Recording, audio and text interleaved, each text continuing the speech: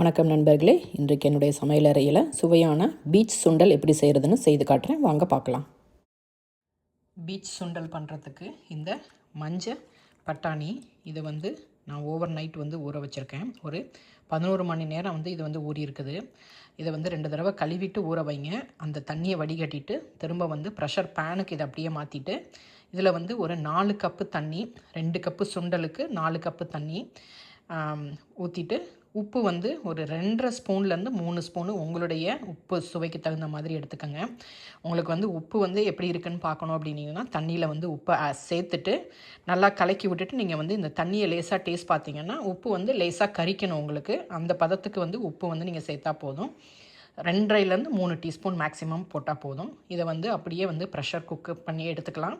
3 whistle விட்டு pressure cook பண்ணி எடுத்துக்கலாம். இப்போ பூண்டு 30 கிராம், இஞ்சி 30 கிராம், மிளகாய் ஒரு 10 கிராம், 4 மிளகாய், வெங்காயம் 200 கிராம், தக்காளி 400 கிராம். இது எல்லாத்தையும் நம்ம அரைச்சி எடுத்துக்கலாம். ஓகே, இப்போ சுண்டலை ட்ரைன் பண்ணிடுங்க. கொஞ்சம் தான் உங்களுக்கு தண்ணி கிடைக்கும்.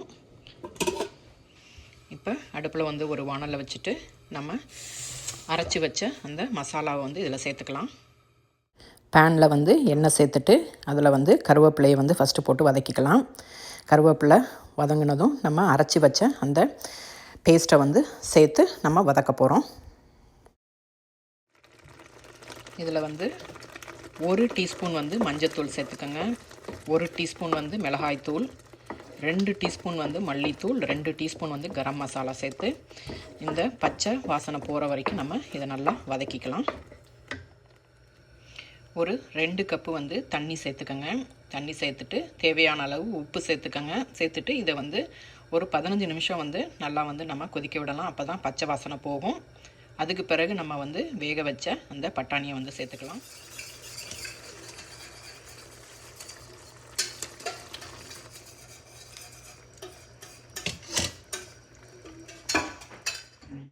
பட்டாணி சேர்த்ததும் வேக விடுங்க ஒரு 2 நிமிஷம். அதுக்கு பிறகு கொத்தமல்லி இலை தூவி நம்ம அடுப்பை நிறுத்திடலாம். சுவையான பீச் சுண்டல் தயாராகிருச்சு. இப்போ பீச் சுண்டல் தயாராகிருச்சு. இது நம்ம எப்படி சர்வ் பண்ணலான்னு பார்க்கலாம். First cornflakes. இந்த கார்ன்ஃப்ளேக்ஸ் இல்லைன்னா உங்களுக்கு பானிபூரியில் இருக்கிற அந்த பூரியை கூட க்ரஷ் பண்ணி எடுத்துக்கலாம். அப்படி இல்லை அப்படின்னா நீங்கள் டார்டியாஸ் இந்த சிப்ஸ் கூட நீங்கள் போட்டுக்கலாம். இப்போ தேவையான அளவுக்கு அந்த க்ரன்ச்சினஸ் தேவையாக இருக்கிற அளவுக்கு நீங்கள் கார்ன்ஃப்ளேக்ஸ் சேர்த்துக்கோங்க. இது ஃப்ரை பண்ண கார்ன்ஃப்ளேக்ஸு. அது கூட இந்த சுண்டலோடைய கிரேவியை நம்ம சேர்த்துக்கலாம். இதுவும் தேவையான அளவு நீங்கள் சேர்த்துக்கோங்க.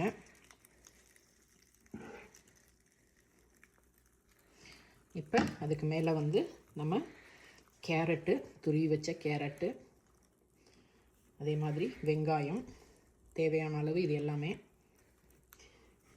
பொடியாக நறுக்கின கொத்தமல்லி. இப்போ திரும்ப மேலே கொஞ்சம் கார்ன்ஃப்ளேக்ஸ்.